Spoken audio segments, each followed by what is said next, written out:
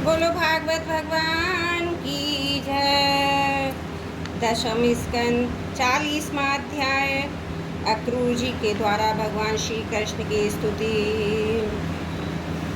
अक्रूर जी बोले, प्रभु आप प्रकृति आदि समस्त कारणों के परम कल्याण हैं। आप ही अविनाशी पुरुषोत्तम नारायण तथा आपके ही अनाभि कमल से उन ब्रह्मा जी का आविर्भाव हुआ है जिन्होंने इस चराचर जगत की सृष्टि की है। मैं आपके चरणों में नमस्कार करता हूँ। पृथ्वी जल अग्नि वायु आकाश अहंकार में तत्व प्रकृति पुरुष मन इंद्रिय संपूर्ण इंद्रियों के विषय उनके अधिष्ठाता देवता, यही सब चराचर जगत तथा उसके व्यवहार के कारण हैं।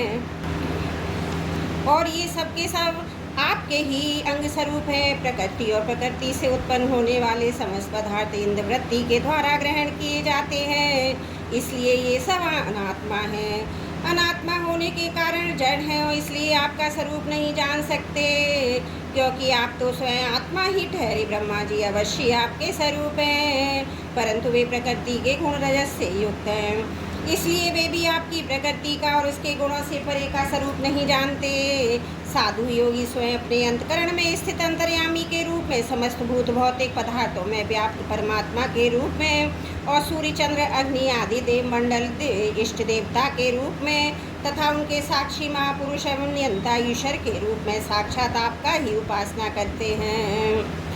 बहुत से कर्मकांडी ब्राह्मण कर्म कमार का उपदेश करने वाली त्रयी विद्या के द्वारा जो आपके इंद्र अग्नि और अनेक देववाचक नाम तथा वज्रहस्त सप्त ऋषि आदि अनेक रूप बताती हैं, बड़े बड़े यज्ञ करते हैं, उनसे आपकी उपासना करते हैं। बहुत से ज्ञानी अपने समस्त कर्मों का संन्यास कर देते हैं, शांत भाव में स्थित हो जाते हैं। वे इस प्रकार ज्ञान यज्ञ के द्वारा ज्ञान स्वरूप आपका ही आराधना करते हैं।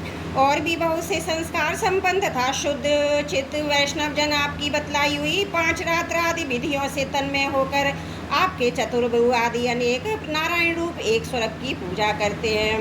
भगवान दूसरे लोग शिव जी के द्वारा बताए हुए मार्ग से जिसके आचार वेद से अनेक अवान्तर भेद भी हैं, शिव स्वरूप आपकी ही पूजा करते हैं। स्वामीन जो लोग दूसरे देवताओं की भक्ति करते हैं उन्हें आपने भिन्न समझते हैं, वे सब भी वास्तव में आपकी आराधना करते हैं, क्योंकि आप ही समस्त देवताओं के रूप हैं और सर्वेश्वर भी हैं। प्रभु जैसे पर्वतों से सब और बहुत सी नदियाँ निकलती हैं और वर्षा के जल से भरकर घूमती घामती समुद्र प्रवेश कर जाती हैं, वैसे ही सभी प्रकार के उपासना मार्ग घूम घाम कर देर सवेरा आपके ही पास पहुँच जाते हैं। प्रभु आपकी प्रकृति के 3 गुण हैं, सत्य रजो तम। ब्रह्मा से लेकर स्थावर पर्यंत संपूर्ण चराचर जीव प्राकृत है, और जैसे वस्त्र सूत्रों से ओतप्रोत रहते हैं वैसे ही ये सब प्रकृति के उन गुणों से ही ओतप्रोत हैं। परंतु आप सर्वस्वरूप होने पर भी उनके साथ लिप्त नहीं है। आपकी दृष्टि निर्लिप्त है, क्योंकि आप समस्त वृत्तियों के साक्षी हैं। ये गुणों की प्रवाह से होने वाली सृष्टि अज्ञान मूलक है और देवता मनुष्य पशु पक्षी आदि समस्त योनियों में व्याप्त हैं, परंतु आप सबसे सर्वदा अलग है, इसलिए मैं आपको नमस्कार करता हूँ। अग्नि आपका मुख है, पृथ्वी चरण है, सूर्य चंद्रमा नेत्र है, आकाश नाभि दिशाएं कान है, स्वर्ग सिर है, देवेंद्र भुजाएं समुद्र कोख हैं और वायु आपकी प्राण शक्ति के रूप में उपासना के लिए कल्पित हुई है। वृक्ष औषधियाँ रोम है, मेघ सिर के केश हैं, पर्वत आपके अस्थि समूह नख हैं, दिन और रात पलकों का खोलना और मीशना है, प्रजापति जनेन्द्रियाँ हैं, वृष्टि आपका वीर है, विनाशी भगवान जैसे जल में बहुत से जलचर जीव और गूलर के फलों में नन्हे नन्हे कीट रहते हैं, उसी प्रकार उपासना के लिए स्वीकृत आपके मनु ने पुरुष रूप में अनेक प्रकार के जीव जंतुओं से भरे हुए लोक और उनके लोकपाल कल्पित किए हुए हैं। प्रभु आप क्रीड़ा करने के लिए पृथ्वी पर जो जो रूप धारण करते हैं वे सब अवतार लोगों के शोक मोह को धोबा देते हैं, फिर सब लोग बड़े आनंद से आपके निर्मल यश का गान करते हैं। प्रभु आपने वेदों ऋषियों औषधियों सत्यव्रत आदि की रक्षा दीक्षा के लिए मत्स्य रूप धारण किया था, प्रलय के समुद्र में स्वच्छंद विहार किया था। आपके मत्स्य को मैं नमस्कार करता हूँ। आपने ही मधुओं के टमनाभ के असुरों का संहार करने के लिए है गिरी अवतार ग्रहण किया था, मैं आपके उस रूप को भी नमस्कार करता हूँ। आपने भी विशाल कच्छ रूप ग्रहण करके मंद्राचल को धारण किया था, आपको मैं नमस्कार करता हूँ। आपने ही पृथ्वी के उद्धार की लीला करने के लिए बराह रूप स्वीकार किया था, आपको मेरे बार बार नमस्कार है। प्रहलाद जैसे साधुजनों का भय मिटाने वाले प्रभु, आपके उस अलौकिक नरसिंह रूप को मैं नमस्कार करता हूँ। आपने वामन रूप ग्रहण करके अपने पांवों से तीनों लोक नाप लिए थे, आपको मैं नमस्कार करता हूँ। धर्म का उल्लंघन करने वाले घमंडी क्षत्रियों के वन का छेदन कर देने के लिए आपने भृगुपति परशुराम रूप ग्रहण किया था, मैं आपके उस रूप को नमस्कार करता हूँ। रावण का नाश करने के लिए आपने रघुवंश में भगवान राम के रूप में अवतार ग्रहण किया था, मैं आपको नमस्कार करता हूँ। वैष्णव जनों तथा यदुवंशियों का पालन पोषण करने के लिए आपने अपने को वासुदेव, संकर्षण, प्रद्युम्न और अनिरुद्ध इस चतुर्भुज के रूप में प्रकट किया, मैं आपको बार बार नमस्कार करता हूँ। दैत्यों दानवों को मोहित करने के लिए आप शुद्ध अहिंसा मार्ग के प्रवर्तक बुद्ध का रूप ग्रहण करेंगे, मैं आपको नमस्कार करता हूँ। पृथ्वी के क्षत्रिय जब मलेच्छ प्राय हो जाएंगे तब उनका नाश करने के लिए आप ही कल्कि के रूप में अवतीर्ण होंगे, मैं आपको नमस्कार करता हूँ। भगवान, ये सबके सब जीव आपकी माया से मोहित हो रहे हैं, इस मोह के कारण ही ये मैं हूँ, ये मेरा है। इस झूठे दुराग्रह में फंसकर कर्म के मार्गों में भटक रहे हैं मेरे स्वामी। इसी प्रकार मैं भी स्वप्न में दिखने वाले पदार्थों के समान झूठे थे, पत्नी, पुत्र और स्वयं धन आदि को सत्य समझकर उन्हीं के मुंह में फंस रहा हूँ और मैं भटक रहा हूँ। मेरी मूर्खता तो देखिए प्रभु, मैंने अनित्य वस्तुओं को नित्य, अनात्मा को आत्मा, दुख को सुख समझ लिया। भला इस उल्टी बुद्धि की भी कोई सीमा है? इस प्रकार अज्ञानवश सांसारिक सुख दुख आदि द्वंद्वों में ही रम गया और ये बात बिल्कुल भूल गया कि आप ही हमारे सच्चे प्यारे हैं। जैसे कोई अनजान मनुष्य जल के लिए तालाब पर जाए और उसे उसी से पैदा हुए सिवार और घासों से ढका देखकर ऐसा समझ ले कि यहाँ जल नहीं है, तथा सूर्य की किरणों में झूठ मूठ प्रतीत होने वाले जल के लिए मृग तृष्णा की ओर दौड़ पड़े। जैसे ही मैं अपनी माया से छिपे रहने के कारण आपको छोड़कर विषयों में सुख की आशा भटक रहा हूँ। मैं अविनाशी अक्षर वस्तु के ज्ञान से रही, तो इसी से मेरे मन में अनेक वस्तुओं की कामना, उनके लिए कर्म करने के संकल्प उठते ही रहते हैं। इसके अतिरिक्त ये इंद्रियां भी जो बड़ी प्रबल और दुर्ध्वनि है, मन को मत मत कर बलपूर्वक इधर उधर घसीट ले जाती हैं, इसलिए इस मन को रोक नहीं पाता। इस प्रकार भटकता हुआ मैं आपके चरण कमलों की छत्र छाया में आ पहुँचता हूँ, जो दुष्टों के लिए दुर्लभ है मेरे स्वामी। इसे मैं भी आपका कृपा प्रसाद ही मानता हूँ, क्योंकि पदनाम जब जीव के संसार से मुक्त होने का समय आता है तब सत्पुरुषों की उपासना से चित्तवृत्ति आपस में लगती है।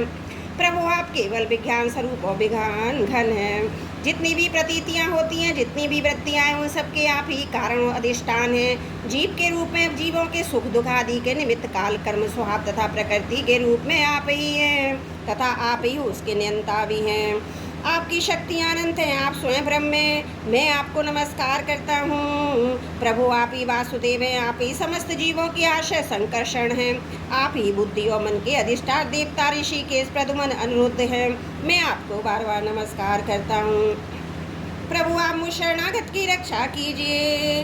दशम स्कंद 40वां अध्याय समाप्त। त्रुटियों के लिए क्षमा चाहती हूँ। दशम स्कंद 41वां अध्याय श्री कृष्ण का मथुरा जी में प्रवेश। श्री सुखदेव जी कहते हैं, परीक्षित, अक्रूर जी इस प्रकार स्तुति कर रहे थे। उन्हें भगवान श्री कृष्ण में जल में अपने दिव्य रूप के दर्शन कराए, फिर उसे छिपा लिया। ठीक वैसे ही जैसे कोई नट अभिनय में कोई रूप दिखाकर फिर उसे पर्दे की ओट में छिपा दे। जब अक्रूर जी देखा कि भगवान का दिव्य रूप अंतर ध्यान है, तब से जल से बाहर निकल आए। फिर जल्दी जल्दी सारे आवश्यक कर्म समाप्त करके रथ पर चले आए। उस समय वे बहुत ही विस्मित हो रहे थे। भगवान श्री कृष्ण ने उनसे पूछा, चाचा जी, आपने पृथ्वी, आकाश, जल में कोई अद्भुत वस्तु देखी है क्या? क्योंकि आपकी आकृति देखने में ऐसा ही जान पड़ता है। अक्रूर जी ने कहा, प्रभु, पृथ्वी, आकाश या जल में और सारे जगत में जितने भी अद्भुत पदार्थ हैं, वे सब आप में ही हैं, क्योंकि आप विश्व रूप हैं। जब मैं आपको ही दिख रहा हूँ, तब ऐसी कौन सी अद्भुत वस्तु रह जाती है जो मैंने ना देखी हो? भगवान, जितनी भी अद्भुत वस्तुएं वे पृथ्वी में हैं, जल अथवा आकाश में, सबकी सब जिनमें है, उन्हीं को आपको देख रहा हूँ। फिर भला मैंने यहाँ अद्भुत वस्तु कौन सी देखी? गांधी ने नंदन अक्रूर जी ने यह कहकर रथ हाँक लिया। भगवान श्री कृष्ण बलराम जी को लेकर दिन ढलते ढलते मथुरापुरी जा पहुँचे। परीक्षित, मार्ग में स्थान स्थान पर गाँव के लोग मिलने के लिए आते। भगवान श्री कृष्ण बलराम जी को देखकर आनंद मग्न हो जाते। वे एकटक उनकी ओर देखते लगते और दृष्टि हटा ना पाते। नंद बाबा आदि ब्रजवासी तो पहले से ही वहाँ पहुँच गए थे और मथुरापुरी के बाहरी वन में रुककर उनकी प्रतीक्षा कर रहे थे।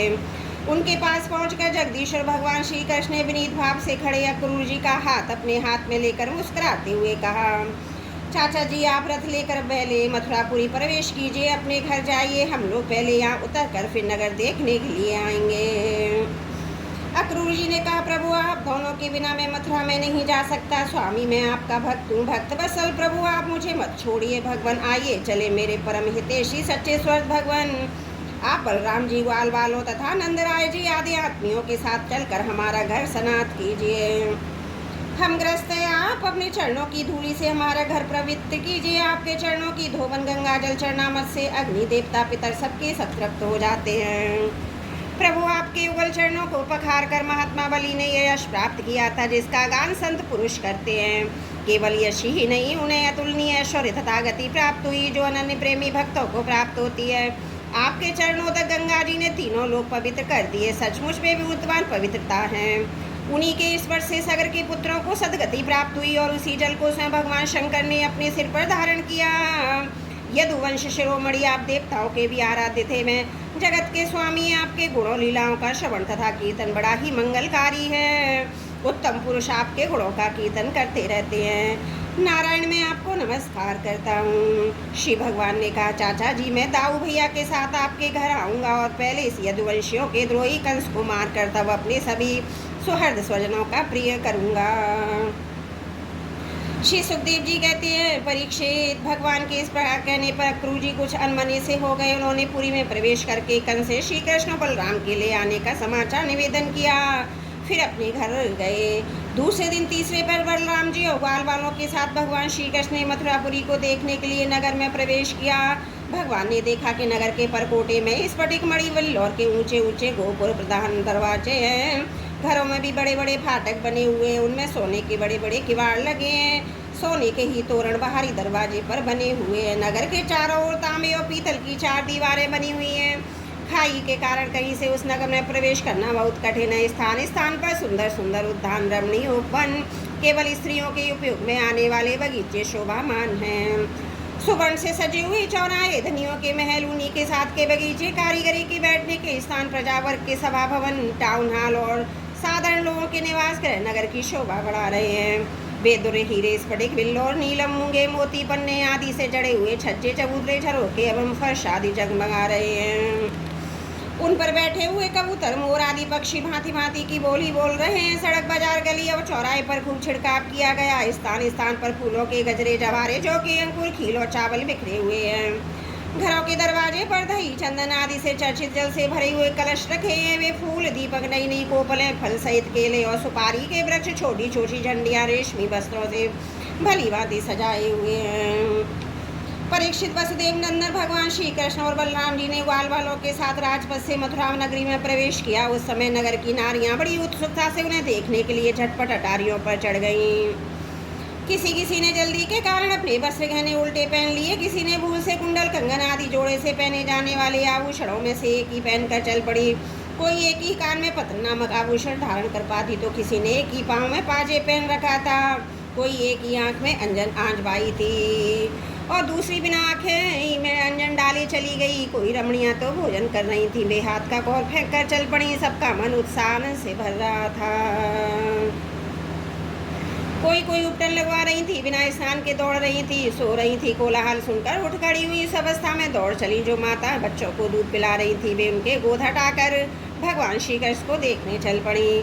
कमल नयन भगवान श्री कृष्ण मत वाले गजराज के समान बड़ी मस्ती से चल रहे थे। उन्होंने लक्ष्मी की भी आनंदित करने वाले अपने श्याम सुंदर विग्रह से नगर नारियों के नेत्रों को बड़ा आनंद किया। अपने विलासपूर्ण प्रगल्भ हंसी और प्रेम भरी चितवन से उनके मन चुरा लिए।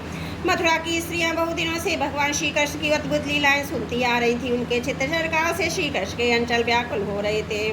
आज उन्होंने देखा भगवान श्री कृष्ण ने भी अपनी प्रेम भरी चितवन मंद मुस्कान की सुधा से सींच कर उनका सम्मान किया। परीक्षित, उन स्त्रियों ने नेत्रों के द्वारा भगवान को अपने हृदय में ले जाकर उनके आनंदमय स्वरूप का आलिंगन किया। उनका शरीर पुलकित हो गया। बहुत दिनों की विरह व्याधि शांत हो गई। मथुरा की नारियां अपने अपने महलों की अटारियों पर चढ़कर बलराम श्री कृष्ण पर पुष्पों की वर्षा करने लगीं। उस समय उन स्त्रियों के मुख कमल प्रेम के आवेग से खिल रहे थे। ब्राह्मण, क्षत्रिय, वैश्यों ने स्थान स्थान पर दही, अक्षत जल से भरे पात्र, फूलों के हार, चंदन, भेंट की सामग्रियों से आनंद मग्न होकर भगवान श्री कृष्ण को और बलराम जी को पूजा की। भगवान को देखकर सभी पुरवासी आपस में कहने लगे, धन्य है धन्य। गोपियों ने ऐसी कौन सी महान तपस्या की है जिसके कारण वे मनुष्य मात्र को परमानंद देने वाले इन दोनों मनो और किशोरों को देखती रहती हैं। इसी समय भगवान श्री कृष्ण ने देखा एक धोबी जो कपड़े रंगने का भी काम करता था उनकी ओर आ रहा है। भगवान श्री कृष्ण ने उससे धुले हुए उत्तम उत्तम कपड़े मांगे। भगवान ने कहा, भाई तुम हमें ऐसे वस्त्र दो जो हमारे शरीर में पूरे पूरे आ जाएं। वास्तव में हम लोग उन वस्त्रों के अधिकारी हैं, इसमें संदेह नहीं है कि यदि तुम हम लोगों को वस्त्र दोगे तो तुम्हारा परम कल्याण होगा। परीक्षित, भगवान सर्वत्र परिपूर्ण है, सब कुछ उन्हीं का है, फिर भी उन्होंने इस प्रकार मांगने की लीला की। परंतु वह मूर्ख राजा कंस का सेवक होने के कारण मतवाला हो रहा था। भगवान की वस्तु भगवान को देना तो दूर रहा, उसमें क्रोध में भरकर आक्षेप करते हुए कहा, तुम लोग रहते हो सना पहाड़ और जंगलों में, क्या वहाँ ऐसे वस्त्र पहनते हो? तुम लोग बहुत उदंड हो गए हो, तभी तो ऐसी बढ़ चढ़ कर बातें करते हो। अब तुम्हें राजा का धन लूटने की इच्छा हुई है? अरे मूर्खो, जाओ भाग जाओ। यदि कुछ दिन की इच्छा हो तो इस तरह मत मांगना। राज कर्मचारी तुम्हारे जैसे उच्छृंखलता को कैद कर लेते हैं, मार डालते हैं, जो कुछ उनके पास होता है छीन लेते हैं। जब वह धोबी इस प्रकार बहुत दिन तक बह बह कर बातें करने लगा तब भगवान श्री कृष्ण ने तनिक कुपित होकर उसे एक तमाचा जमाया और उससे धड़ाम से धड़ से नीचे जा गिरा। यह देखकर उस धोबी के अधीन काम करने वाले सबके सब कपड़ों के गट्ठर वहीं छोड़कर इधर उधर भाग गए। भगवान ने उन वस्त्रों को ले लिया। भगवान श्री कृष्ण बलराम जी ने मनमाने वस्त्र पहने और बचे हुए वस्त्रों में से बहुत से अपने साथी ग्वाल वालों को भी दिए। बहुत से कपड़े तो वहीं जमीन पर ही छोड़कर चल दिए। भगवान श्री कृष्ण और बलराम जब कुछ आगे बढ़े तब उन्हें एक दर्जी मिला। भगवान का अनुपम सौंदर्य देखकर उसे बड़ी प्रसन्नता हुई। उसने उन रंग बिरंगे सुंदर वस्त्रों को उनके शरीर पर ऐसे ढंग से सजा दिया कि सब ठीक ठीक फब गए। अनेक प्रकार के वस्त्रों से विभूषित होकर दोनों भाई और भी अधिक शोभामान हुए जान पड़ते, मानो उत्सव के समय श्वेत और श्याम गज शावक भली भांति सजा दिए गए हों।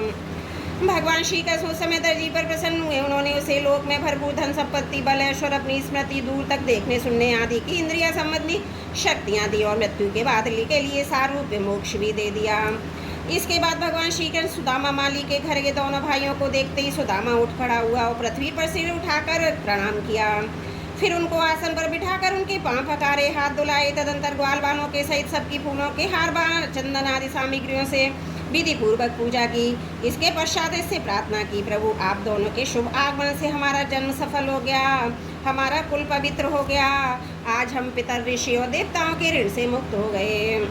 वे हम पर परम संतुष्ट हैं। आप दोनों संपूर्ण जगत के परम कारण हैं। आप संसार के अभुद्य उन्नति और निश्चय मोक्ष के लिए ही इस पृथ्वी पर अपने ज्ञान बल आदि अंशों के साथ अवतीर्ण हुए हैं। यद्यपि आप प्रेम करने वालों से ही प्रेम करते हैं, भजन करने वालों को ही भजते हैं, फिर भी आपकी दृष्टि में विषमता नहीं है, क्योंकि आप सारे जगत के परम सुहृद और आत्मा हैं।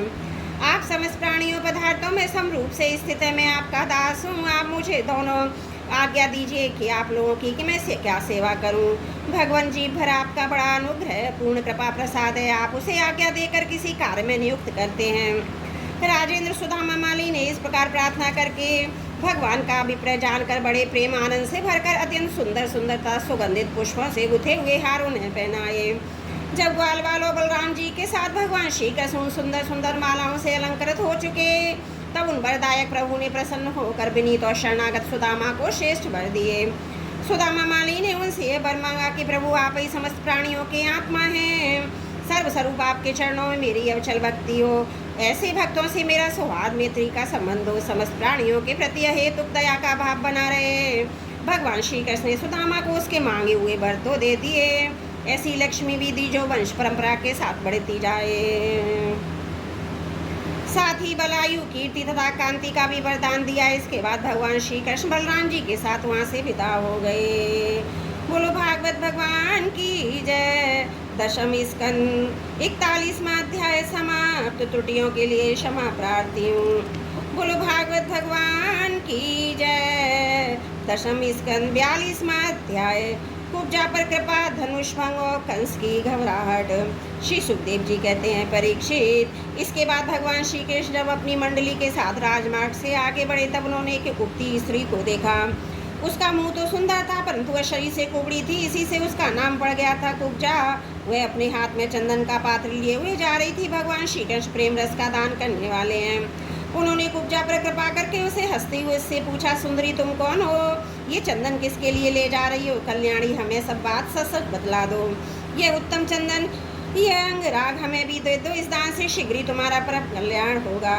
उपटन आदि लगाने वाली सेंद्रंथी उपजाने का परम सुंदर मैं कंस की प्रिय दासी हूँ। महाराजा मुझे बहुत मानते हैं, मेरा नाम त्रिबक्रा कुब्जा है। मैं उनके यहाँ चंदन अंगराग लगाने का काम करती हूँ। मेरे द्वारा तैयार किए हुए चंदन अंगराग भोजराज कंस को बहुत भाते हैं, परंतु आप दोनों से बढ़कर उसका और कोई उत्तम पात्र नहीं है। भगवान के सौहार्द, सुकुमारता, रसिकता, मंद हास्य, प्रेमालाप और चारु चितवन से कुब्जा का मन हाथ से निकल गया। उसने भगवान पर अपना हृदय न्यौछावर कर दिया। उसने दोनों भाइयों को बहुत सुंदर गाढ़ा अंगराग दे दिया। तब भगवान श्री कृष्ण ने अपने सामने शरीर पर पीले रंग का और बलराम जी ने अपने गोरे शरीर पर लाल रंग का अंगराग लगाया और तथा नाभि के ऊपर से भाग में अनुरंजित होकर वे अत्यंत सुशोभित हुए। भगवान श्री कृष्ण उस समय कुब्जा पर बहुत प्रसन्न हुए। उन्होंने अपने दर्शन का प्रत्यक्ष फल दिखलाने के लिए 3 जगह से टेढ़ी किंतु सुंदर मुख वाली कुब्जा को सीधी करने का विचार किया। भगवान ने अपने चरणों से कुब्जा के पैर दोनों पंजे दबा दिए, हाथ ऊंचा करके 2 उंगलियां उसकी ठोड़ी में लगाई तथा उसके शरीर को तनिक उचका दिया। उचकाते ही उसके सारे अंग सीधे समान हो गए। प्रेम मुक्ति के दाता भगवान के स्पर्श से वह तत्काल विशाल नेतम तथा 3 वयोधरों से युक्त एक उत्तम युक्ति बन गई। उसी क्षण कुब्जा रूप गुणोदारता से संपन्न हो गई। उसके मन में भगवान के मिलन की कामना जाग उठी। उसने उनके दुपट्टे का छोर पकड़कर मुस्कुराते हुए कहा, विश्रोमणी आइए घर चलिए, मैं अब आपको यहाँ नहीं छोड़ सकती, क्योंकि आपने मेरे चित्त को मत डाला। पुरुषोत्तम मुझ दासी पर प्रसन्न होइए। जब बलराम जी के सामने ही कुब्जा ने इस प्रकार प्रार्थना की, तब भगवान श्री कृष्ण अपने साथी ग्वाल वालों के मुंह की ओर देखकर हंसते हुए उससे कहा, सुंदरी, तुम्हारा घर संसारी लोगों के लिए अपनी मानसिक व्याधि मिटाने का साधन है। मैं अपना कार्य पूरा करके अवश्य आऊँगा। हमारे जैसे बेघर के बटुइयों को तुम्हारा ही तो आशा है। इस प्रकार मीठी मीठी बातें करके भगवान श्री कृष्ण ने उनसे विदा कर दिया। तब वे व्यापारी के बाजार में पहुँचे। तब उन व्यापारी ने उन बलराम जी का पान फूलों के हाथ, चंदन, तरह तरह की भेंट उपहार से पूजन किया। उनके दर्शन मात्र से स्त्रियों के हृदय में प्रेम का आवेग मिलन की आकांक्षा जग उठती थी। यहाँ तक कि उन्हें अपने शरीर की भी सुध न रहती। उनके वस्त्र जुड़े, कंगन ढीले पड़ जाते। वे चित्रलिखित मूर्तियों के समान ज्यों की त्यों खड़ी रह जाती। इसके बाद भगवान श्री कृष्ण पूर्ववासियों से धनुष यज्ञ स्थान पूछते हुए रंगशाला में पहुँचे।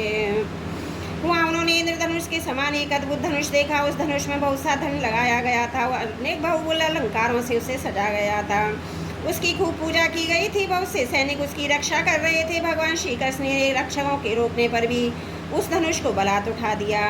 उन्होंने सबके देखते देखते उस धनुष को बाएं हाथ से उठाया, उस पर डोरी चढ़ाई और एक क्षण में खींचकर बीचों बीच में उसी प्रकार के उसके 2 टुकड़े हो डाले, जैसे बहुत बलवान मत वाला हाथी खेल ही खेल में ईख को तोड़ डालता है। जब धनुष टूटा तब उसके शब्द से आकाश पृथ्वी दिशाएं भर गई। उसे सुनकर कंस भी भयभीत हो गया। अब धनुष के रक्षक आतताई असुर अपने सहायकों के साथ बहुत ही बिगड़े। वे भगवान श्री कृष्ण को घेर कर खड़े हो गए और उन्हें पकड़ लेने की इच्छा से चिल्लाने लगे, पकड़ लो, बांध लो, जाने न पावे। उनका दुष्ट अभिप्राय जानकर बलराम जी और श्री कृष्ण भी तनिक क्रोधित हो गए और उस धनुष के टुकड़ों को उठाकर उन्हीं से उनका काम तमाम कर दिया। उन्हीं धनुष खंडों से उन्होंने उस असुरों की सहायता के लिए कंस की भेजी हुई सेना का भी संहार कर डाला।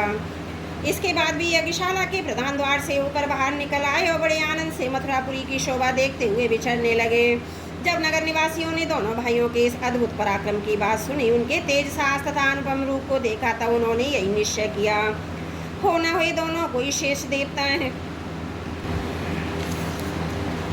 इस प्रकार भगवान श्री कृष्ण बलराम जी पूरी स्वतंत्रता से मथुरापुरी विचरण करने लगे।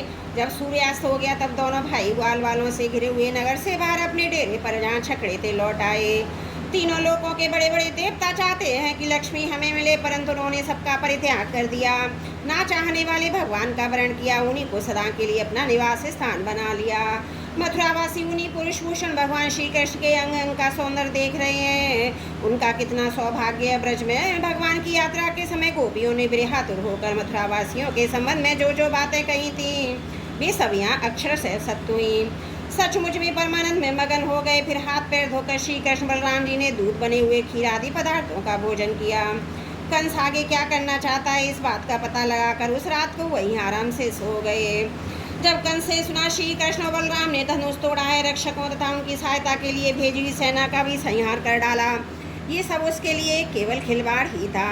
इसके लिए कोई श्रम या कठिनाई नहीं उठानी पड़ी। तब वह बहुत ही डर गया। उस दुर्बुद्धि को बहुत देर तक नींद न आई।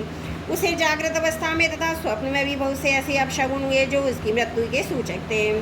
जागृत अवस्था में उसने देखा कि जल और दर्पण में शरीर की परछाई तो पड़ती है, परंतु सिर नहीं दिखाई देता। उंगली आदि की आड़ न होने पर भी चंद्रमा, तारे, दीपक आदि की ज्योतियां उसे दो दो दिखाई पड़ती हैं। छाया में छेद दिखाई देता है। कानों में उंगली डालकर सुनने पर भी प्राणों का घूं शब्द नहीं सुनाई पड़ता। वृक्ष सुनहले प्रतीत होते हैं। बालू और कीचड़ में अपने पैरों के चिन्ह नहीं दिख पड़ते। कंस ने स्वप्न अवस्था में देखा हुआ प्रेतों के गले लग रहा है, गधे पर चढ़कर चलता है, विष खा रहा है, इसका सारा शरीर तेल से तर है, गले में जपा कुसुम अड़हुल की माला है और नग्न होकर कहीं जा रहा है। स्वप्न और जागृत अवस्था में उसने इसी प्रकार के और भी बहुत से अपशगुन देखे। उसके कारण उसे बड़ी चिंता हो गई। वह मृत्यु से डर गया, उसे नींद न आई। परीक्षित, जब रात बीत गई और सूर्य नारायण पूर्व समुद्र से उठ खड़े हुए, तब राजा कंस ने मल क्रीड़ा दंगल का महोत्सव प्रारंभ कराया। राज कर्मचारियों ने रंगभूमि को भली भांति सजाया। तो रही भेरी आदि बाजे बजने लगे। लोगों के बैठने के मंच फूलों के गजरे, झंडियां, वस्त्र और बंधन बारों से सजा दिए गए। उन पर ब्राह्मण, क्षत्रिय आदि नागरिक तथा ग्रामवासी यथा स्थान बैठ गए। राजलोग भी अपने अपने निश्चित स्थान पर जा डटे। राजा कंस अपने मंत्रियों के साथ मंडलेश्वर छोटे छोटे राजाओं के बीच में सबसे श्रेष्ठ राज सिंहासन पर जा बैठा। इस समय भी अपशगुनों के कारण उसका चित्त घबराया हुआ था। तब बलवानों के ताल ठोकने के साथ ही बाजे बजने लगे। गर्वीरे पहलवान खूब सज कर अपने अपने उस्तादों के साथ अखाड़े में आ उतरे। चारुण, मुष्टिक, कूट, शल, तोशल आदि प्रधान प्रधान पहलवान बाजों की सुमधुर ध्वनि से उत्साहित होकर अखाड़े में आकर बैठ गए। इसी समय भोजराज कंस ने नंद आदि गोपों को बुलाया। उन लोगों ने आकर उसे तरह तरह की भेंटें दी। फिर जाकर भी एक मंच पर बैठ गए। बोलो भागवत भगवान की जय।